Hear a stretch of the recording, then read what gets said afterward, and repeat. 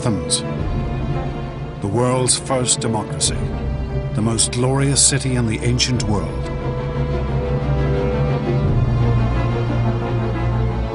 A city of wealth and power, the center of a mighty naval empire. At the head of this state stood one man, a man who seemed to embody all the Athenians' achievements, Pericles. But Pericles would now risk everything he and the Athenians had built in one great gamble. A war that he hoped would make Athens the undisputed ruler of the Mediterranean. This conflict would indeed transform Athens, but in a way Pericles could never have imagined.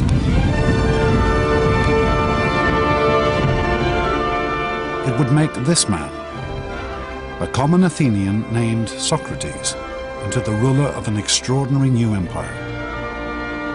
An empire that remains the Greeks' last great legacy. An empire of the mind.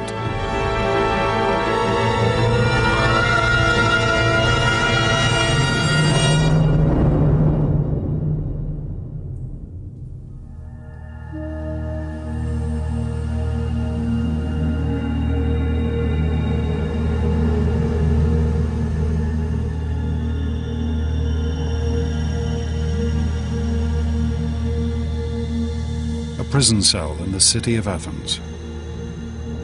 The year 399 BC. Socrates, the world's most famous philosopher, prepares for his execution. Around him lies a city ruined by war.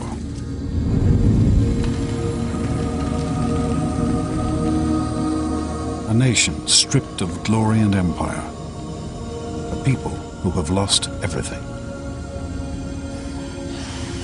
Socrates is perhaps the one man who could have saved his fellow citizens from the greatest defeat in their history. Instead, they have condemned him to death.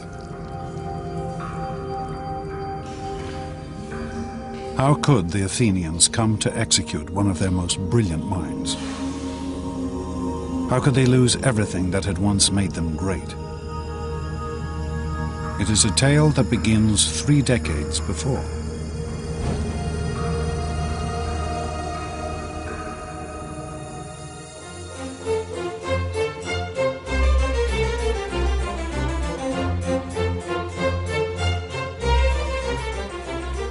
In the year 431 BC, the city-state of Athens was the greatest power in the Mediterranean. Under the leadership of the patrician Pericles, this tiny state had built a naval empire that stretched across the Aegean. Her mighty fleet of trireme warships was the most powerful of the day.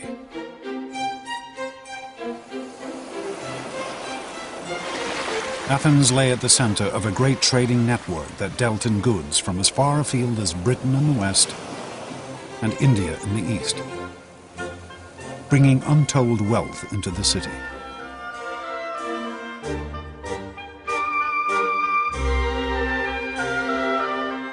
And Pericles had personally devoted himself to making this city the most glorious of the ancient world. He had commissioned the Parthenon, a mighty temple to the goddess Athena, one of the most extravagant monuments in ancient history.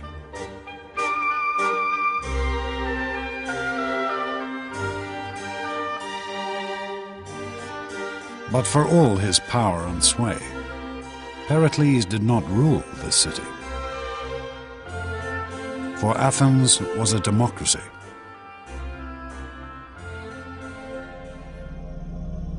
This is the assembly area of the Pnyx, home of Athenian democracy. The system that gave every Athenian citizen a say in the running of their state. Here, Pericles had to stand before his fellow citizens and win the right to lead.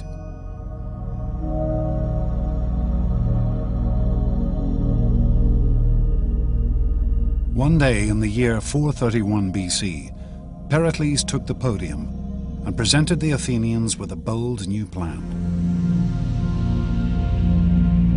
A proposal that would offer Athens her final crowning glory. Pericles intended to vanquish Athens' last great rival, the city-state of Sparta. Sparta was the only other Greek state that matched Athens' power. The Spartans ruled all of southern Greece, and they were a fearsome military force. Their citizens were trained from birth in the arts of war.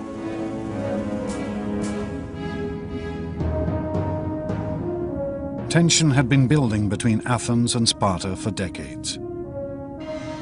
To Pericles, it was now time to take on this dangerous adversary. To make Athens the undisputed leader of the Mediterranean. If we go to war, as I think we must, be determined that we are not going to climb down. For it is from the greatest dangers that the greatest glory is to be won. The assembly embraced Pericles' plan. The Athenians were never ones to shrink from a fight. The ancient Greeks as a whole were not by any stretch of the imagination a peace-loving people. Peace was an interruption of war rather than vice versa, and the Athenians were as bellicose as any other Greeks.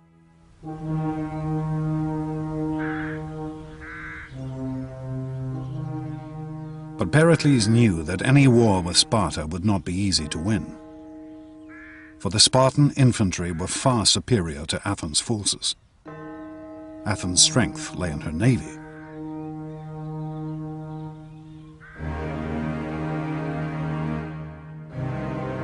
So Pericles proposed a strategy of astonishing complexity and sophistication. He convinced the Athenians to abandon all the land around Athens and retreat behind the great long walls that stretched down from the city to its harbor at Piraeus.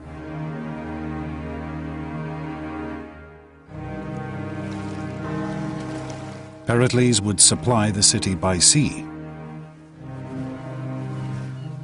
Merchantmen would bring in grain, wheat, and other essential supplies from Athens' colonies and allies across the Mediterranean.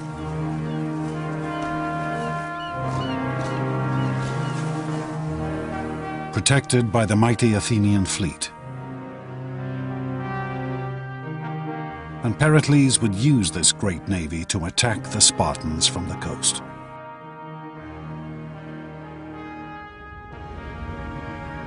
It was a strategy based on a set of finely judged assumptions.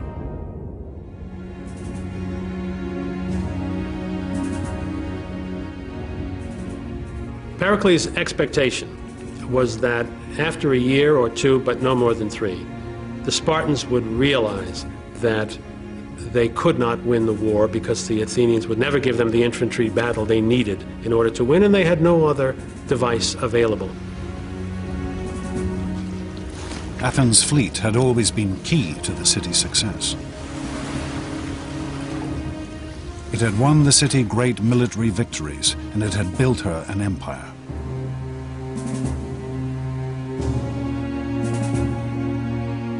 Pericles was sure that this fleet could now bring Athens her greatest triumph.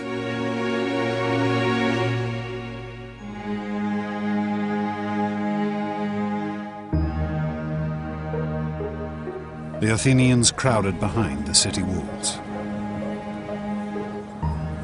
Confident in their vision of imperial power and glory, they assumed that Pericles' strategy could only bring them victory.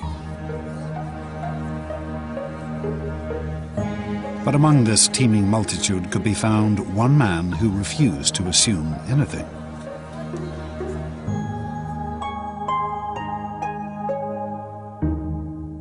A man unique in Athenian society. A man called Socrates.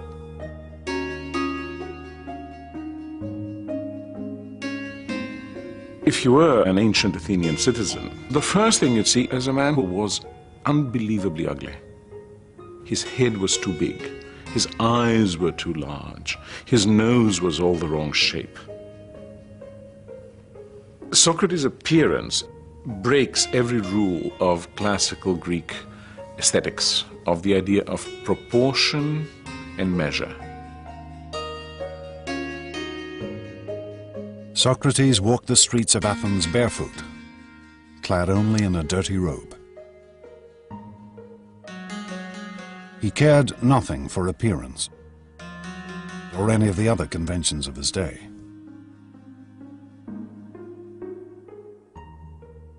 Socrates was interested only in the mind. This unlikely figure would become the leader of a revolution. A revolution in thinking that had been gathering strength across the Greek world.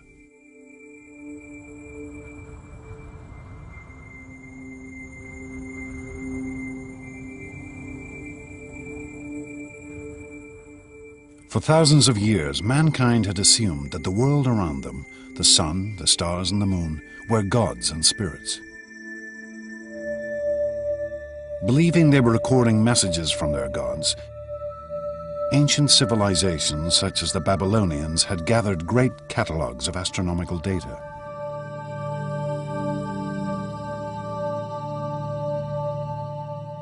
This detailed astronomical calendar from Babylon records the rising and falling of the constellations and the gods they represented.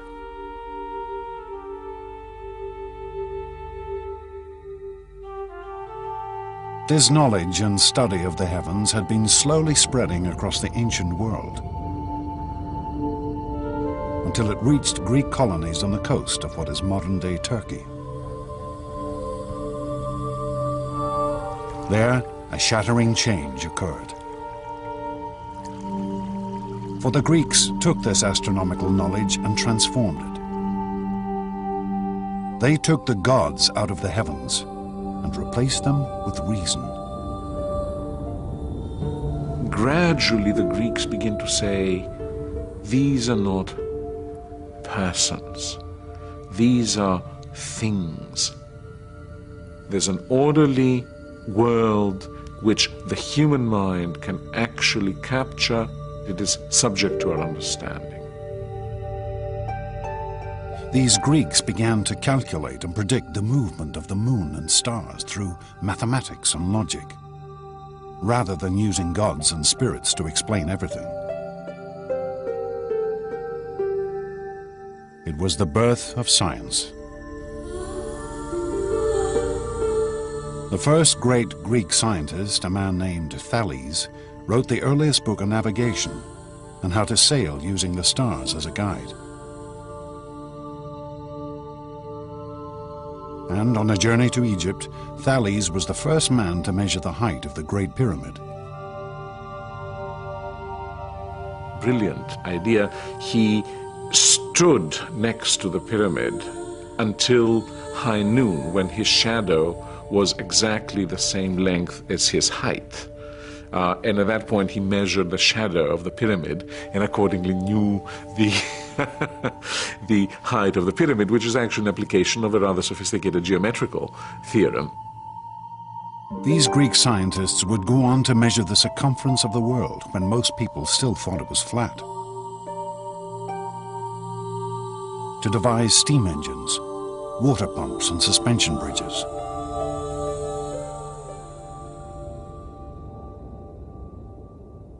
But Socrates was not interested in the mechanics of the physical world. He would use this new way of thinking, using reason and logic, to study people.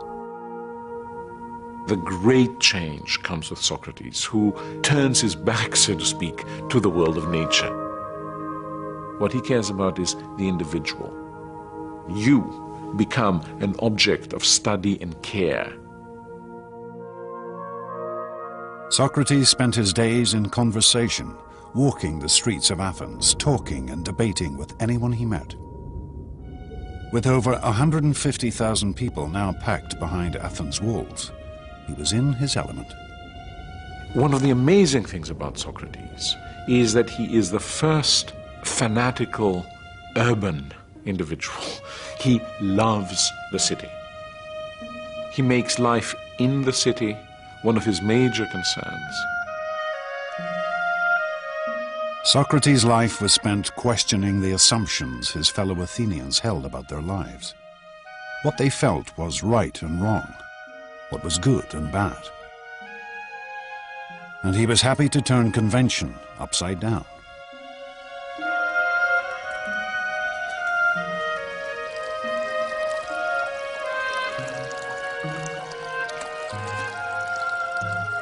One of Socrates' followers recorded how, at the end of a drunken dinner party, Socrates proved to a fellow guest that he was in fact the better looking of the two. My eyes must be more beautiful because they bulge out, and therefore I can see better. And by the same account, my nose is more beautiful because my nostrils flare out, and so I can therefore gather in more smells. This is typical Socrates, using reason and logic to examine the world anew. Socrates says you must make every decision based on your own understanding of what is good and what is not good, what is right and what is wrong. For Socrates, this freedom of thought was paramount, even if it meant upsetting the whole notion of a beautiful nose. I tell you, let no day pass without discussing all the things about which you hear me talking. A life without this sort of examination is not worth living.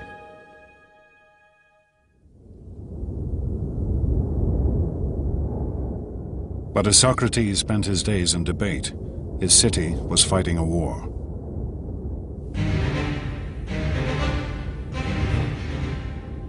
The Spartans invaded Athenian territory and set about burning all the farmland around the city. The Athenians became increasingly anxious. They could only watch from the city walls as their fields and crops were destroyed. But such was Pericles' reputation, he managed to convince the Athenians to stick with his plan. The city could rely on her fleet and shipments from overseas to survive. Little did Pericles know that this fleet now carried an even greater threat.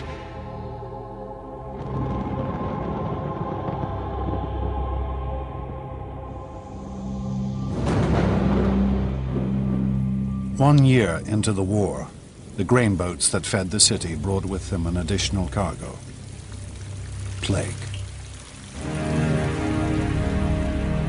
A disease that would now devastate Athens.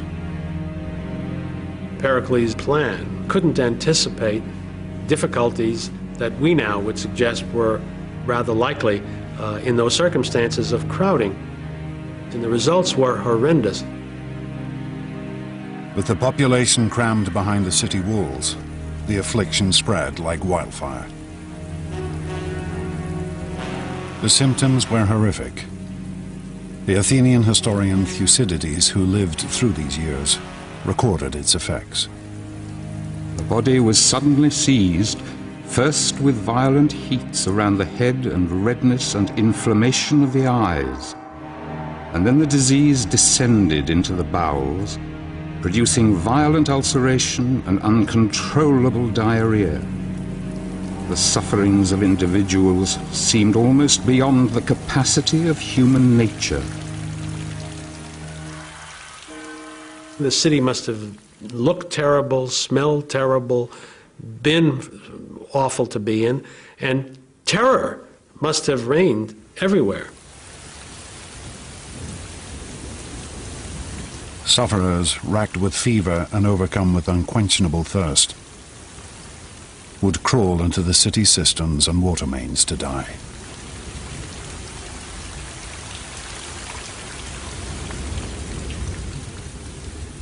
Thucydides witnessed the scene in Athens' streets. The bodies of dying men lay one upon another, and half-dead creatures reeled about the streets. The catastrophe became so overwhelming that men cared nothing for any rule of religion or law. The plague's effects on Athens were absolutely devastating. The whole fabric of Athenian society broke down. Morally, people saw no point in being good. Why be good if the good and the evil die just as easily?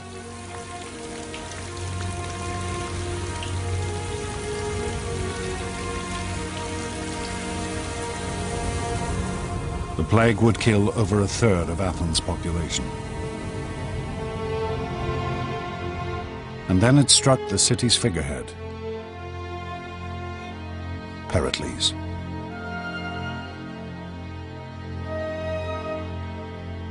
Plutarch, Pericles' biographer, described his symptoms.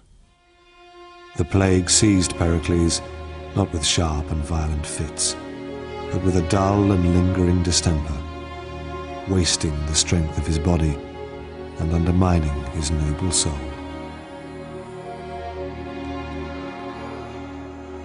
By the end, the patrician hero of the city was reduced to relying on potions and magic in an attempt to cure himself.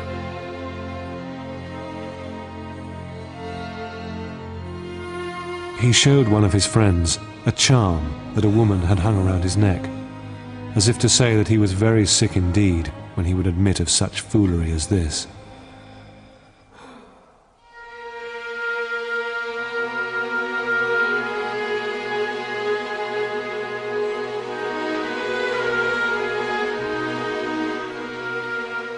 Finally, after 6 months of lingering illness, Pericles died in 429 BC.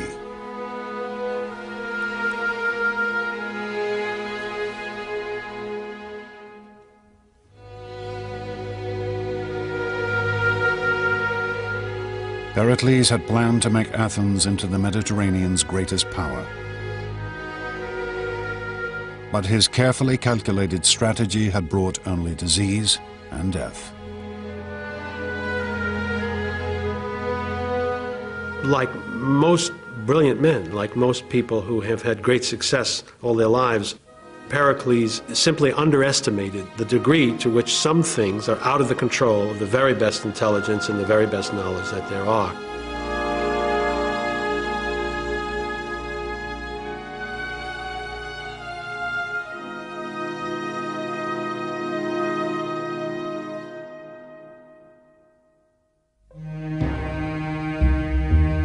Pericles' death would have far-reaching consequences. It soon became clear that this one man had been the linchpin of the Athenian state. Plutarch records that the changes were swift and dramatic. Those who, while he lived, had resented Pericles' great authority, now realized that he had been the main protector of public safety.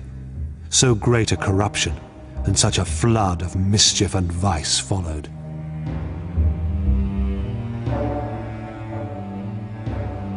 The flaws in Athenian democracy now became apparent. Without a single strong leader, countless figures now scrambled for the top position. And they were prepared to do anything the people wanted if it gave them power. Pericles' successors, who now wanted to occupy the top position, simply followed the prejudices and passions of the masses in order to gain support.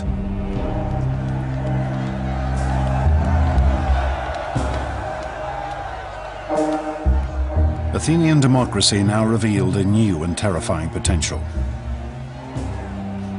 The potential to slide into mob rule. Crippling her ability to fight a war.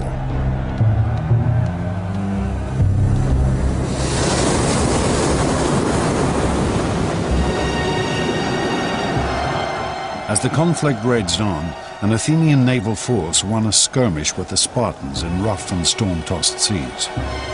The generals who had commanded the force returned to Athens expecting a hero's welcome.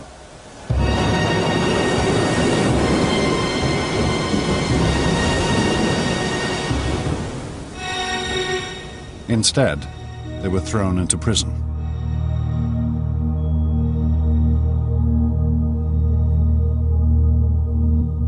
The storm had forced the Athenian commanders to sail straight back to Athens, without picking up any of their soldiers who had fallen overboard during the battle. Rabble-rousing speakers had convinced the assembly that this failure to rescue the men was a crime so appalling that all the generals should be summarily tried and executed.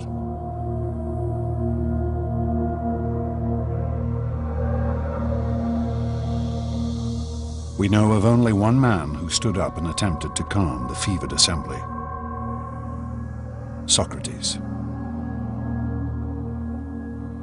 Socrates alone, and against the very, very serious and vocal and aggressive and mad, furious reaction of the public, stood his ground and said it was the wrong thing to do. He was going to vote against it. Socrates' principle of questioning the society he lived in now had a real and practical purpose.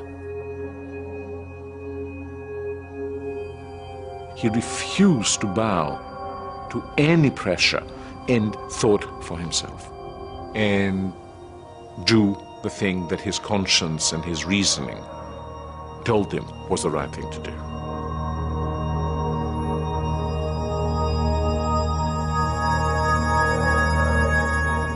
But in the end, Socrates was only one voice amongst the multitude, and he could not sway the assembly. The generals were condemned to death by drinking poisonous hemlock.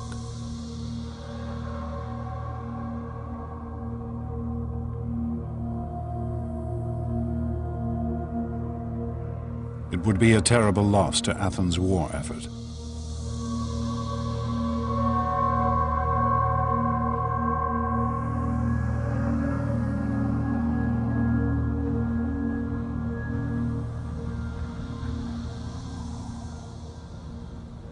With the assembly in the hands of self-interested despots, once mighty Athens began to lose her way. After the death of Pericles, Athens never again had a political leader with a well-thought-out general picture or a set of goals that he could pursue with reasonable hope of bringing them to fruition. The war against Sparta degenerated into a bitter, dragging conflict that spread over a decade.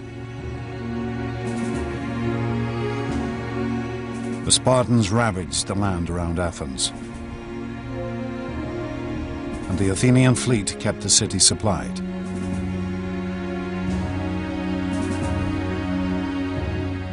Neither side was able to defeat the other.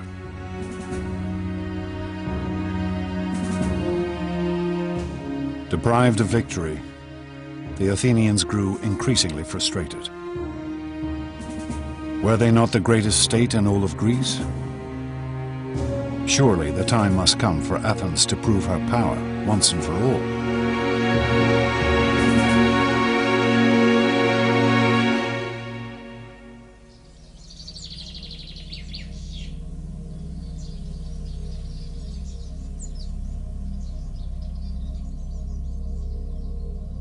Then, in the year 416 BC, a daring proposal was put before the assembly.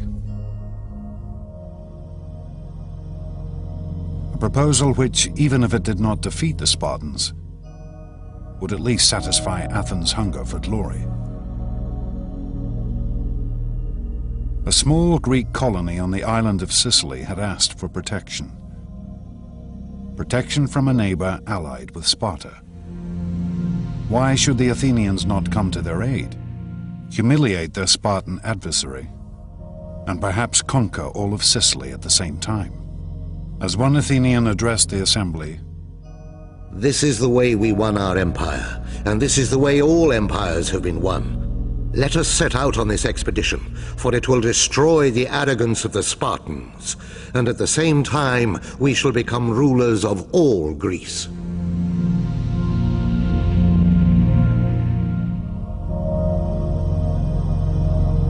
was a bold plan to be executed on a vast scale,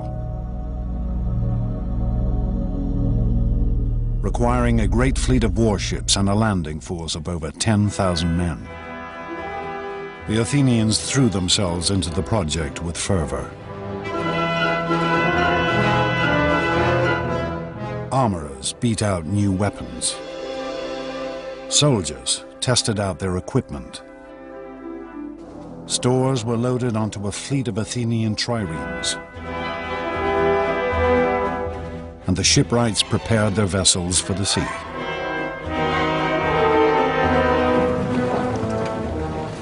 Then, to great fanfare, the mighty invasion force set out for Sicily.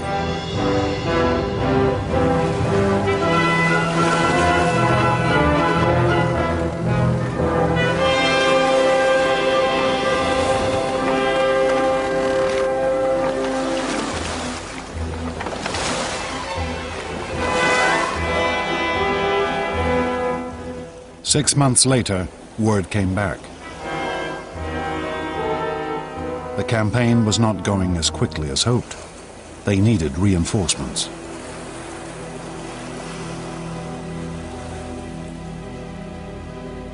And then, nothing. No news at all.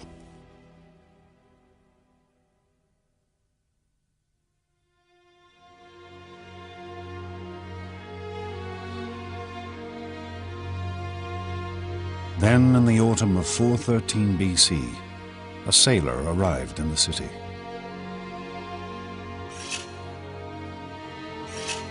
A man who needed a haircut. And as he talked to his barber, he told an appalling tale of a vast and terrible slaughter.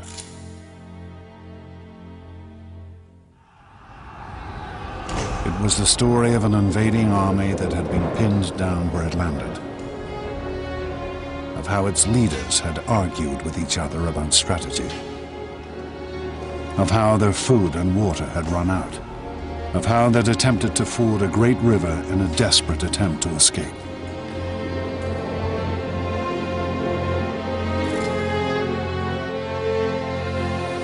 They rushed into it, all discipline lost, and every man wanting to cross first. They fell over each other and trod each other underfoot, and they drank thirstily. The water was foul, but still they went on drinking, mud, blood and all, the dead lying thick in the riverbed.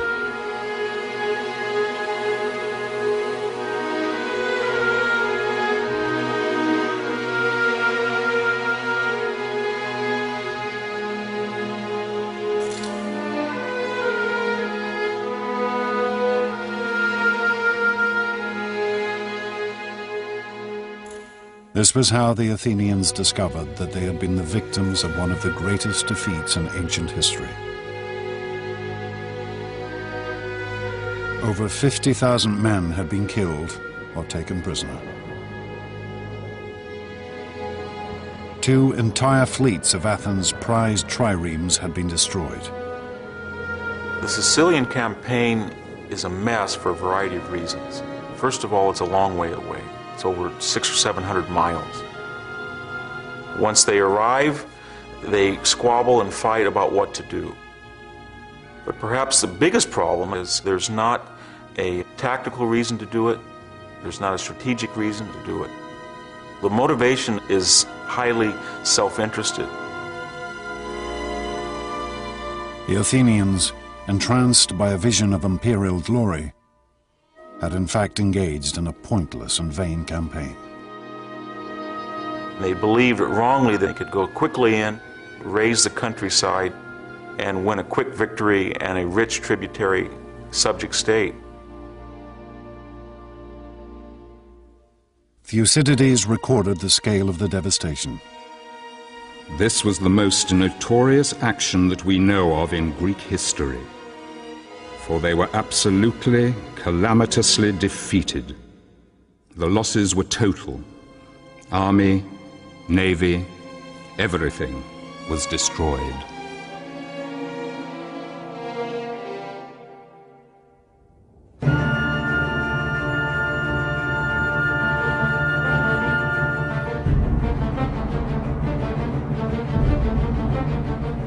With Athens' military power now crippled, her enemies began to close in.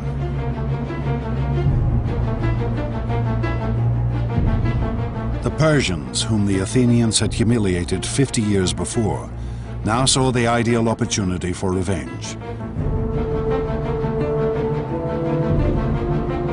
They approached the Spartans with the offer of help. The Persians have been watching this carefully, and they decide to intervene and subsidize the Spartans, and that subsidy is in the form of manpower for rowing and fleet construction. Where previously the Spartans had never been a naval nation, now they had a fleet, paid for with Persian gold.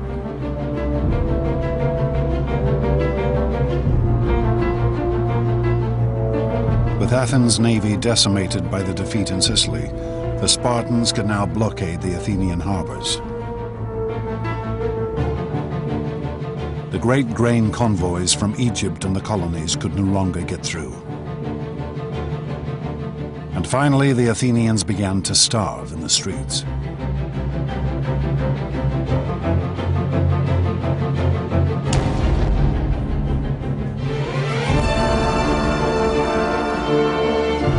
The people turned to their patron goddess, Athena. At the height of Athens' glory only 30 years before, Pericles had honored her with the most glorious temple ever seen.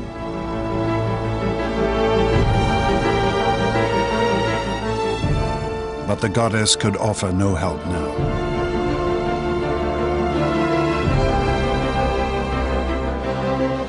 Athens, once so sure of her preeminence in the Greek world, was now home to a population ravaged by plague and war, besieged and starving. With her treasuries empty and her once proud fleet crippled. In 404 BC, Athens finally surrendered to the Spartan commander, Lysander.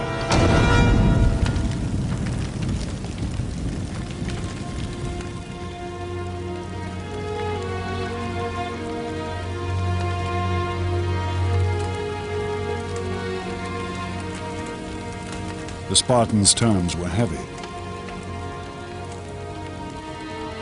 The great walls which had defended the city were to be torn down. Her fleet was to be destroyed.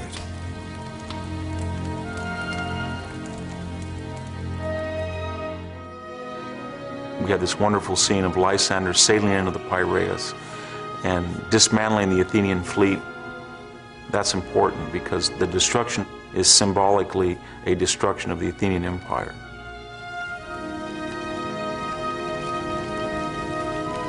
What remained of Athens' mighty navy was put to the torch,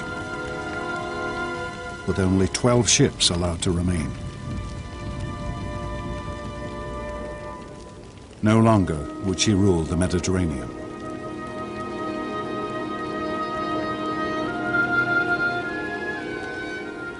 The Athenians became convinced that they could do, finally, in the end, more than they really could. And I think this is really the point in which the potential that Athenian democracy brought about could turn to tragedy. They could achieve great things, they could not achieve all great things. But it would still take one more act of vanity and violence before the Athenians could redeem themselves. And their city could be reborn.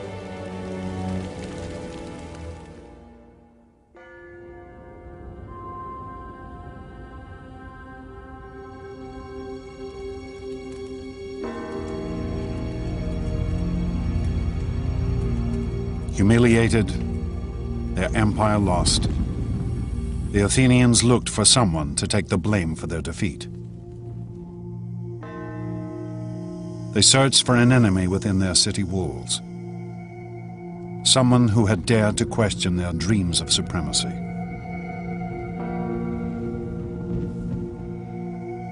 They searched for Socrates. Socrates was a critic. He was critical of the thinking and the thought processes of his fellow citizens, and he was critical about the public affairs of Athens. For over 50 years, Socrates had been publicly questioning and attacking the traditions of Athenian life. And around him he had gathered a group of youthful followers. Surely this must have weakened the city's moral character, undermined her hunger for victory. On the command of the assembly, Socrates was arrested on charges of questioning the state religion and corrupting the youth of the city. I am quite sure that especially in a relatively small society like Athens, someone who is constantly questioning the principles by which the society has traditionally governed itself will be perceived as a very major danger by at least some people in society. You can easily see that a few hundred people might want him out, and they did. The Athenians would now put to trial the one man who dared to question the way they lived their lives.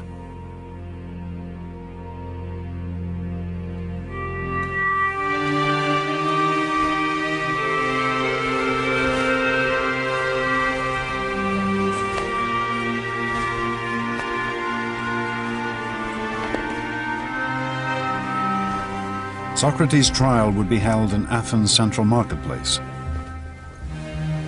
under a canopy to shade the fierce heat of the Greek sun.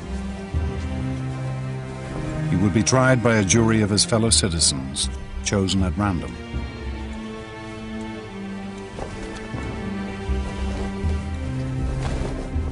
But this would not be a trial we would recognize. The Athenian legal system was remarkably different from a modern system. There are no lawyers involved with this. There is no trained judge involved with this. It is in some ways a very frightening system from a modern point of view. The law did not have the same stature in Athens that it has in a modern society.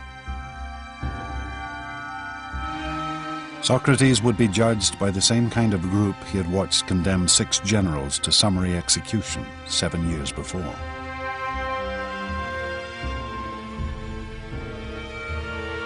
He would be given only a limited time to defend himself. All speeches in the Athenian courts were timed by a water clock. 1 jar of water steadily running into another.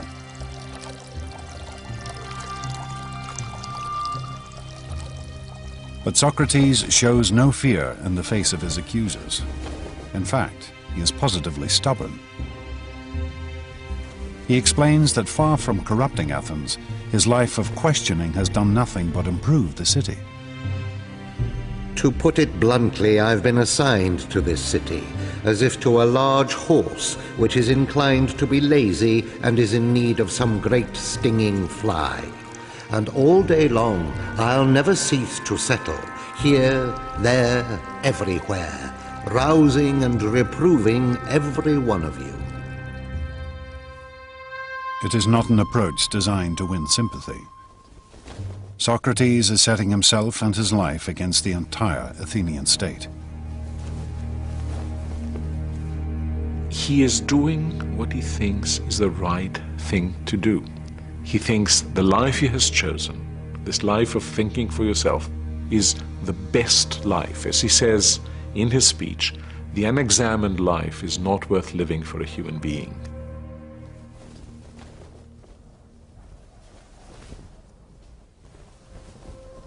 If Socrates had simply apologized to the court, he might well have been acquitted. But instead, he demands free dinners for life, for all the work he has done. I can just imagine what that jury and the audience of that trial must have thought at the time. They must have been absolutely speechless. When the final vote came, the verdict could hardly have been a surprise.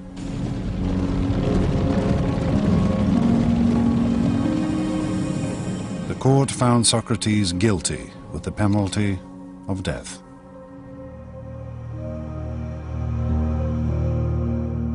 But Socrates reacted with calm and serenity.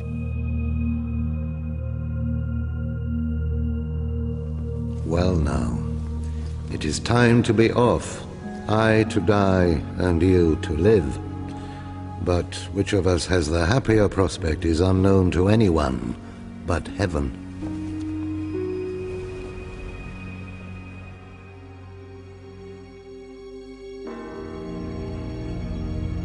Socrates was taken from the court to Athens prison.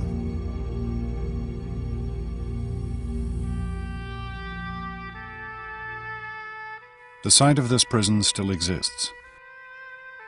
We can still trace the layout of the cell in which Socrates was probably held.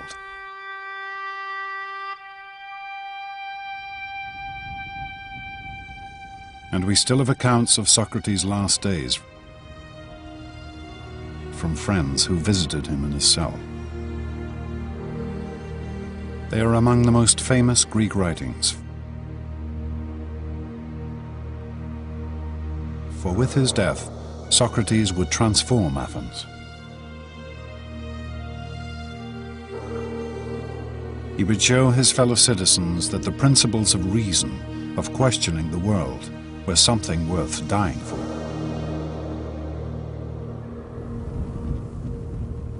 Socrates would be executed in the traditional Athenian manner, by drinking hemlock. Some of the hemlock cups used for the poison are still preserved. Death by hemlock is excruciatingly painful, causing gradual paralysis of the central nervous system.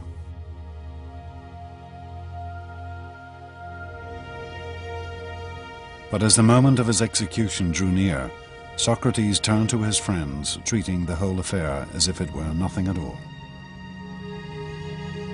For me, the fated hour calls. In other words, I think it's about time I took my bath. I prefer to wash before drinking the poison, rather than give the women the bother of washing me when I am dead.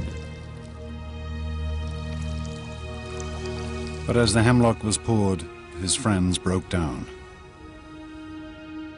We have the account of one named Fido. In spite of myself, the tears came pouring down, so that I covered my face and wept broken-heartedly. And then everyone in the room broke down, except Socrates himself, who said, "Really, my friends, what a way to behave. I'm told that one should make one's end in a reverent silence. Calm yourselves and be brave."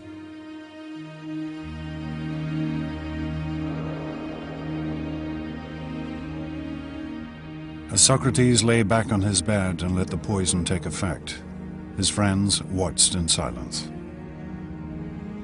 Here was a man who was dying not for glory, not for fame and honor, but for the sake of his principles, because he believed that man should question the world around him. It was a sight they would never forget.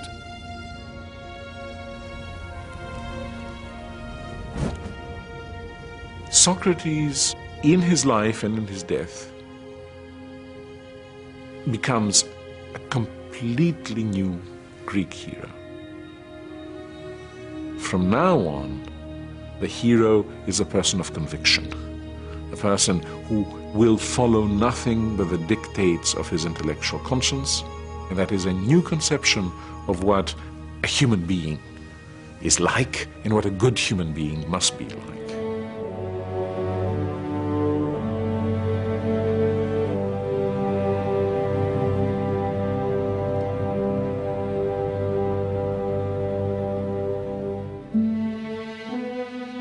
For centuries, the Athenians had believed in one ideal: the vision of a martial warrior hero.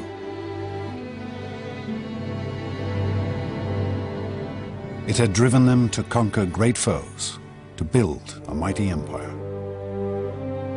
But now, in the depths of defeat, they discovered a new figure to venerate. Effigies of Socrates have been found amongst the ruins of the Athenian prison. perhaps offerings to the dead philosopher. Perhaps the most important lesson that Socrates left is the need to be critical and the need to be self-critical.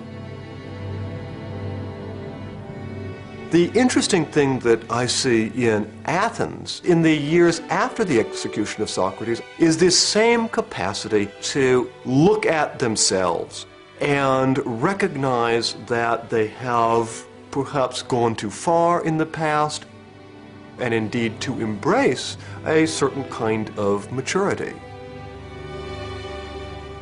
Athens was never again a great imperial power. But neither did her democracy lapse again into mob rule.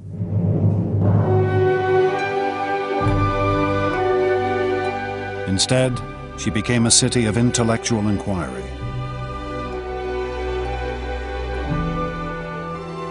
A haven of study and discussion, where Socrates' students and his students' students slowly began to build a world based on reason.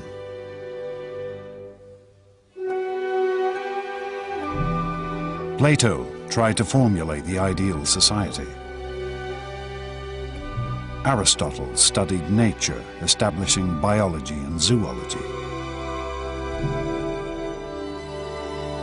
And slowly the ideas and work of these Greek thinkers began to spread across the known world. One could say that a major part of the energy of the Athenians turns into building what one might call empires of thought. So where before you had Athens sending its ships to the various islands in order to collect taxes, here you have reason extending its dominion over all areas in which our lives are actually lived. Socrates' principles of reason, of questioning assumptions and the world around you, still endure.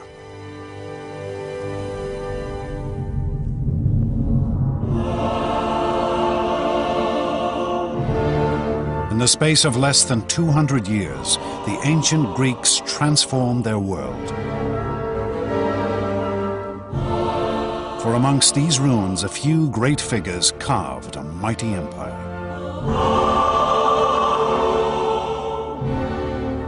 They invented democracy and politics,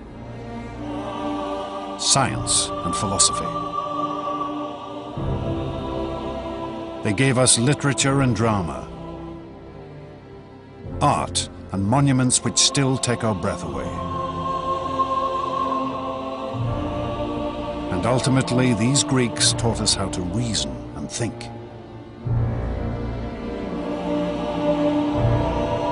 2,500 years later, their astonishing achievements continue to shape our world.